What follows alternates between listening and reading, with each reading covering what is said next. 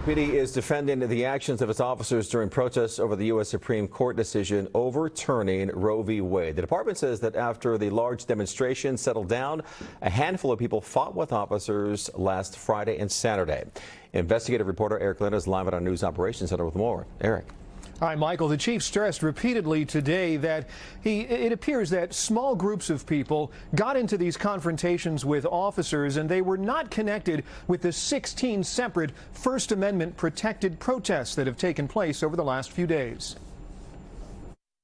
The LAPD says these marches and rallies have, for the most part, been uneventful. Thousands in the streets, and the main role for police was traffic control. After dark Friday and Saturday, Chief Michael Moore told the Police Commission this morning there were a number of incidents where officers used force, after he says they were targeted with rocks, bottles, fireworks, and in one case, a makeshift flamethrower. In response, he says officers used physical force to shove some people to disperse crowds, and in some cases, officers on Friday used a 40-millimeter launcher like this to strike people with cylinders made of solid foam. We had 6 total deployments, 6 munitions fired and used during the entire episode of Friday night. On Saturday, there were no use of less lethal. The LAPD has previously been faulted with firing those launchers indiscriminately at other protests or using them against people who weren't threatening or acting violently. Moore says each of the 6 uses over the weekend were specific responses, but he says every one will be reviewed to make sure they were lawful, as well as inquiries into officers using other physical force and batons to push people away from arrests or to get one particular crowd on Friday off the lanes of the 101 freeway in downtown. The department has initiated a series of complaint investigations into the conduct of these crowd control movements. That includes the freeway confrontation in which actress Jodie Sweetin was recorded being thrown to the ground by 2 officers. She told Access Hollywood she plans to continue to take part in protests over the Supreme Court decision. Being out there, you know what the risk is, but for me, I know that if I have a platform and I can raise the awareness about what's going on in the world, then I feel it's my obligation to do so.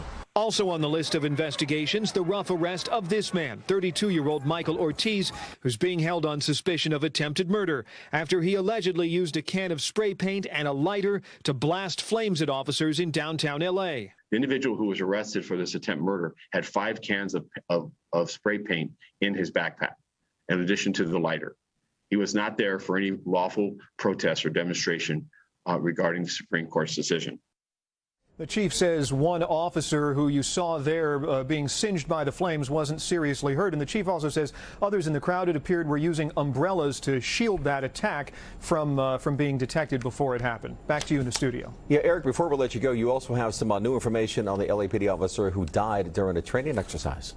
Right. This involves this officer who died 3 days after he was injured in a training exercise. And yesterday we told you that the officer's mother had filed a legal claim against the LAPD. The lawyer for the mother said he believed this officer's injuries were so severe it suggested the officer might have been deliberately attacked during this training session rather than being hurt accidentally.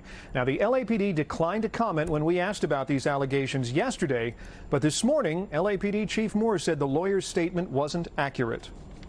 Officer Tipping did not sustain any laceration to the head, any cut or otherwise to his head as a result of his fall to the ground when he and another officer during a training exercise fell to the ground. Officer Tipping was also not struck or beaten during this training session.